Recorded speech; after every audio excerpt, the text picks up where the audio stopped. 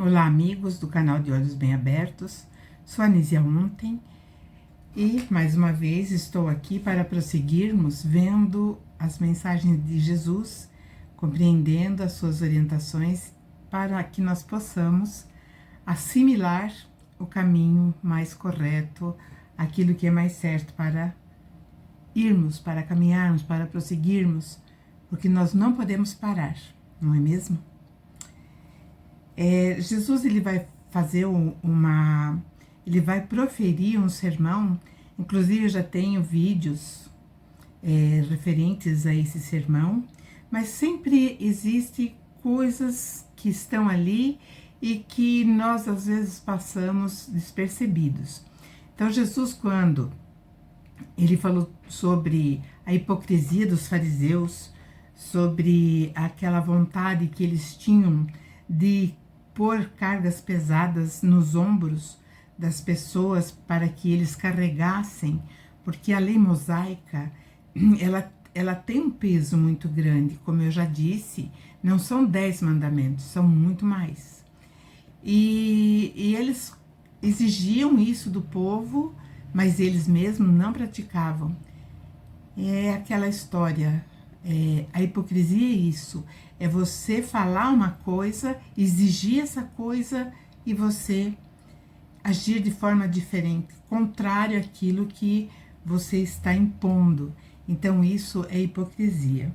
E Jesus combateu isso, não só nos fariseus, mas em todos que têm esse mau hábito e também o hábito de arrogância, de querer ou se sentir superior aos demais.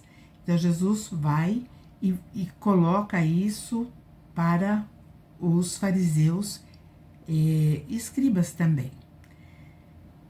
Aí, quando Jesus termina esse discurso falando sobre a hipocrisia dos fariseus, ele relembra que os fariseus fizeram muitas coisas ruins, mataram profetas, e Jesus fala, e eu vou mandar profetas e vocês matarão, mandarei sábios e vocês matarão, e ele diz também, mandarei mestres que também serão crucificados e mortos, enfim, né?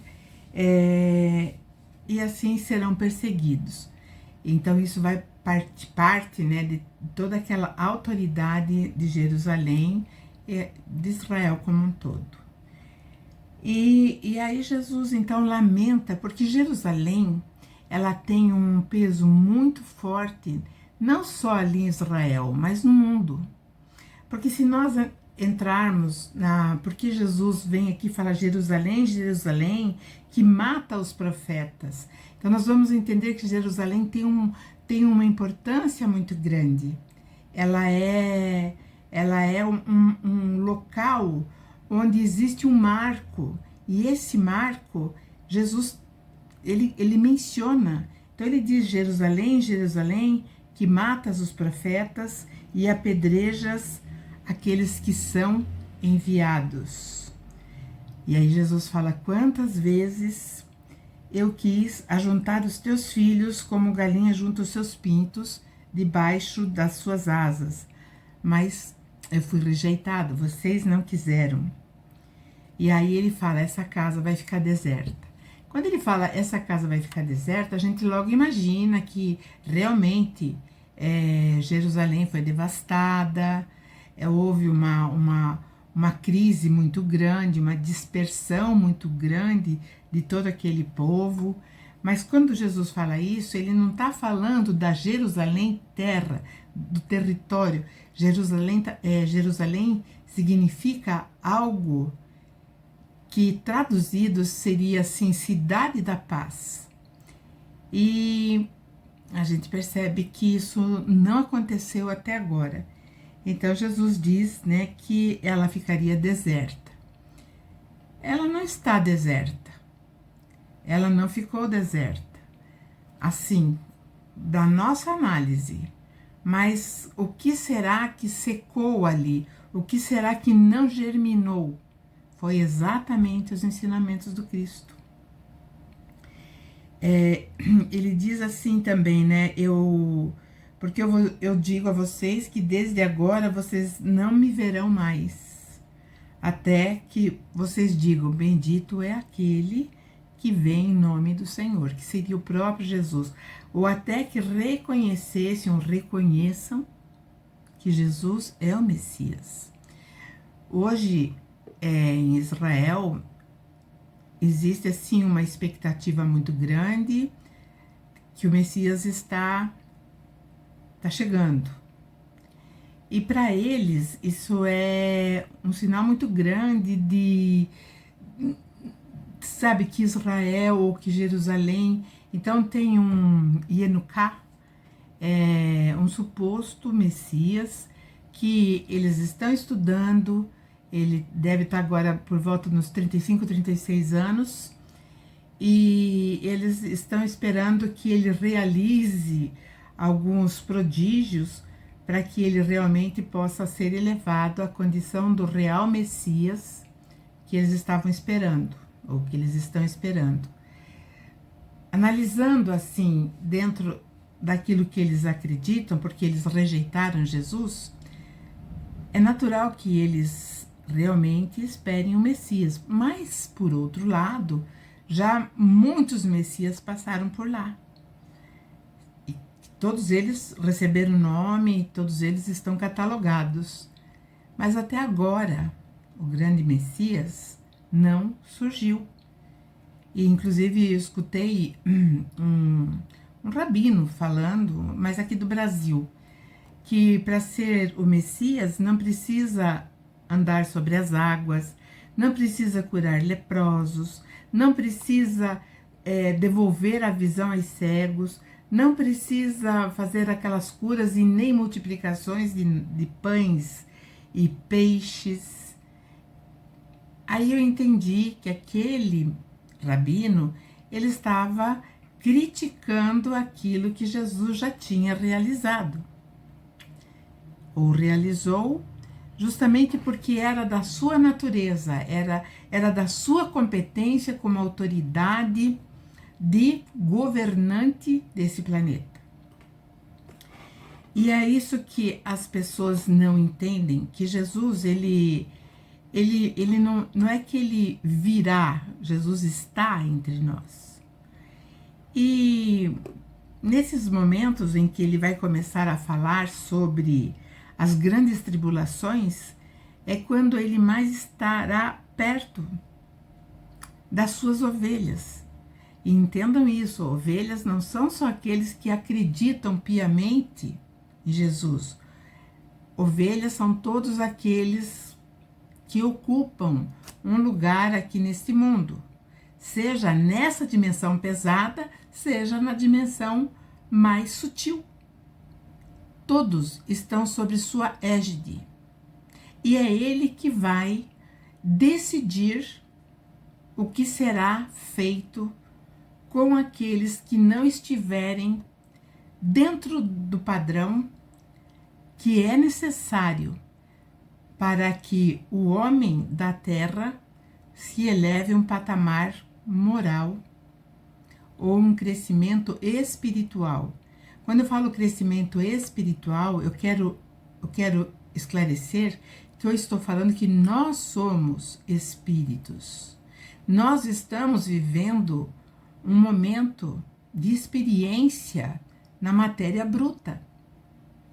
Mas a nossa condição, a nossa verdadeira condição, não é essa. Ah, mas então o que seria? É anjo nas nuvens? Não, nós estamos agora nesse aprendizado. E temos que desfazer tudo aquilo que nós já aprendemos. Ou seja, nós temos que desconstruir um aprendizado que nos afastou, que nos colocou medo justamente daquele que é o grande pacificador. Aquele que nos apanha, que vai nos buscar, como diz na passagem das 99 ovelhas que ficaram no redil e uma se perdeu. Então o pastor sai e traz essa perdida, essa ovelha perdida, no seu ombro, no seu regaço. E ele sente muita alegria, mais por aquela que ele recobrou, daquela que ele trouxe, do que pelas 99 que estavam seguras dentro desse redil. Então, essa colocação de Jesus sobre as 99 ovelhas e a uma perdida, ele está falando da missão que ele tem com todas as criaturas da terra. Como eu sempre digo, na atmosfera ou nesse mundo material e denso, como no mais sutil ou nos mais sutis. É ele que responde. E quando os discípulos estavam saindo da igreja, depois que Jesus havia falado sobre os censurados escribas e os fariseus, eles se maravilharam pela estrutura do templo. E Jesus falou que não sobraria pedra sobre pedra. E realmente não sobrou. E nós vemos assim que ele tinha aquela visão já lá na frente. E quando ele fala isso, depois que ele fala isso, ele vai se assentar no Monte das Oliveiras. Porque Jesus tinha, assim, ele precisava desses momentos em que ele fugia, ou ele fugia para o outro lado do mar da Galileia, ou ele se refugiava no Monte das Oliveiras, em vários lugares, de preferência sempre em montes. Então ele estava lá, né? Eu acredito que recarregando as suas baterias, porque a atmosfera do nosso mundo, o peso vibracional da Terra é muito forte para aqueles que vibram em frequências mais elevadas, para aqueles que já estão acostumados nas ondas, né, de luz que percorre por todo o universo. Mas elas começam bem densas e vão indo se sutilizando. Então Jesus já tinha, né, uma consciência, e ele já tinha essa frequência nas ondas mais elevadas. E aí Jesus fala assim para eles perguntam, os discípulos perguntam para Jesus quando seria a vinda dele e o fim dessa geração, o fim da nossa civilização nesse período de aprendizado. Muitas pessoas acreditam que seja o fim do mundo, ou ainda que ele vai vir e vai mandar.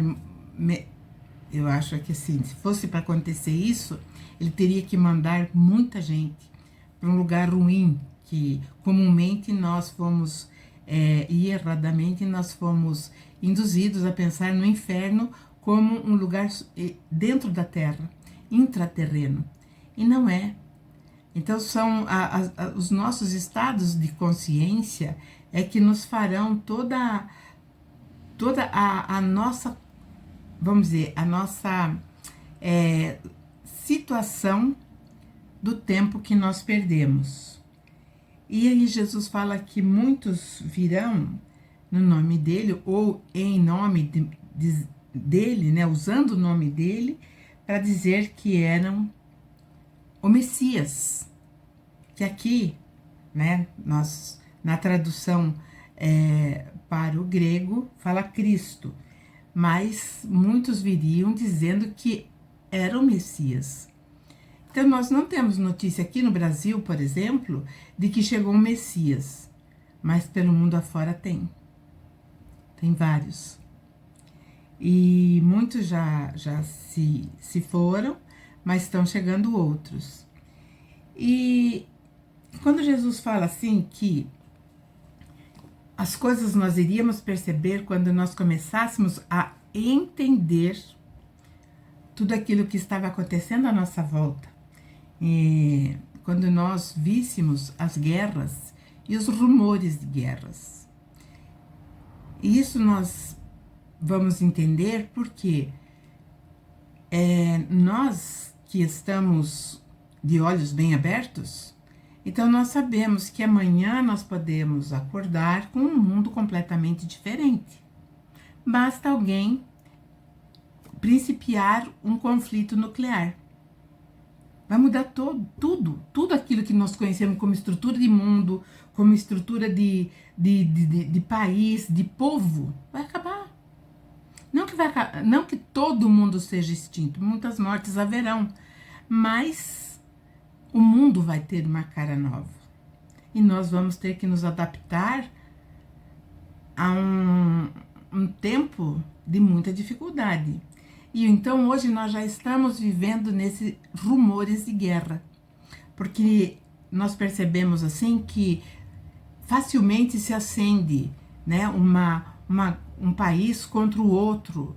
Aí o outro daqui tá brigando, daqui a pouco esse vai brigar com aquele com aquele. Daqui a pouco esse daqui que já tinha começado a briga se une ao outro ainda que vai começar, ou chama, ou de alguma forma, seja com acordos diplomáticos, ou seja mesmo solicitando produtos bélicos, o armamento, né?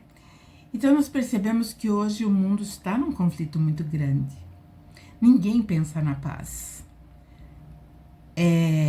Os grandes comandantes da parte material do mundo estão mais envolvidos e comprometidos com a parte do dinheiro, do poder. Então nós sabemos que isso vai enfraquecer, porque tudo passa. O que permanece é o ser espiritual. O que permanece é o espírito, que somos cada um de nós.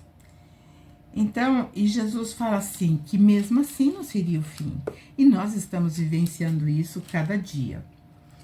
E aí ele diz assim, né, que nesse princípio de dores que nós já começamos, eu acredito assim, segundo os meus estudos, segundo tudo aquilo que eu vi, esse princípio de dores teve início no planeta Terra, com a Primeira Grande Guerra Mundial,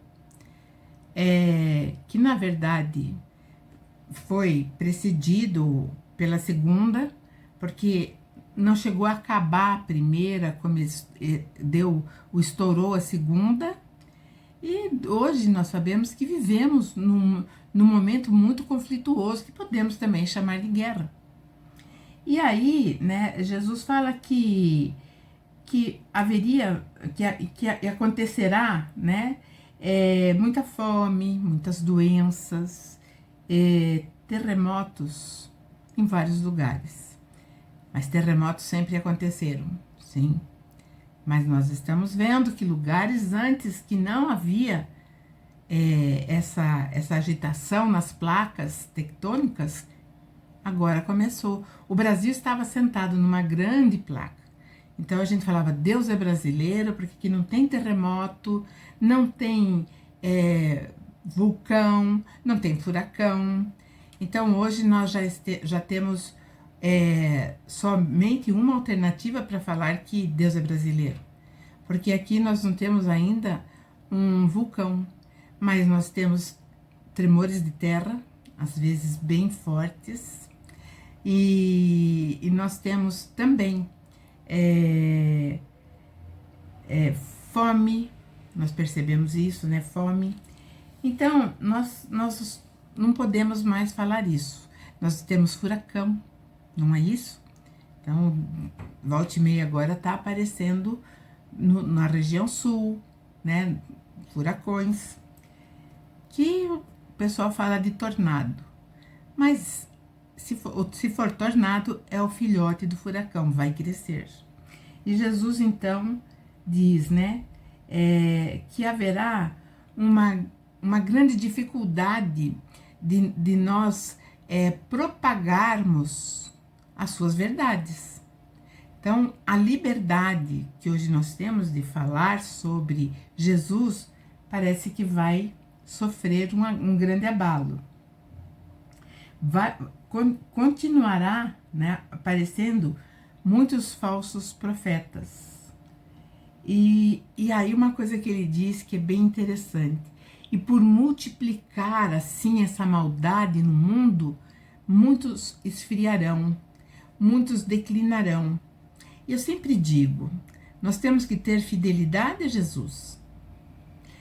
Porque fé, como nós entendemos até agora, ou como fomos ensinados, é uma coisa que ainda em nós não está enraizado. Nós podemos, de uma hora para outra, desacreditar, e isso aconteceu agora no ano 2000, com a crise que nós vivenciamos. Muitas pessoas arriaram, desapareceram, perderam a vontade de fazer uma oração, de fazer a conexão com Jesus. E agora eles vão ter que começar tudo de novo, devagar, devagar. E tudo que a gente começa outra vez é difícil. Se nós estamos, por exemplo, vou dar um exemplo, tricotando uma blusa, aí fazemos um tanto, depois da barra, um tantão dessa blusa. Aí percebemos que erramos, ou que não está certo. Então a gente começa a ter preguiça de refazer. E isso acontece também quando nós esfriamos naquilo que nós devemos ter fidelidade. E nós temos que ter fidelidade ao Mestre Jesus, que é o nosso governante, que é o nosso modelo e guia. E então, quando acontece esse esfriamento, nós vamos ter que recomeçar. E eu digo sempre, fazer tudo de novo cansa, mas é necessário. E vai chegar um momento que fazer tudo de novo será obrigatório. Não porque exista uma força que o nosso mestre vem impor, mas nós mesmos teremos essa visão, é preciso, é necessário. Então a obrigatoriedade partirá de cada um de nós. E isso se chama consciência, isso se chama despertamento. E é isso, então, a reflexão dessa semana. Eu peço que vocês deixem o like, compartilhem o vídeo, deixem seus comentários e estaremos juntos na próxima semana. Até lá!